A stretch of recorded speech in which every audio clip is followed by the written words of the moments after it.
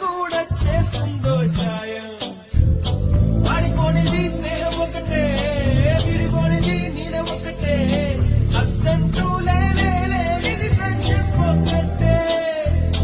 కష్టం వచ్చినా నష్టం వచ్చినా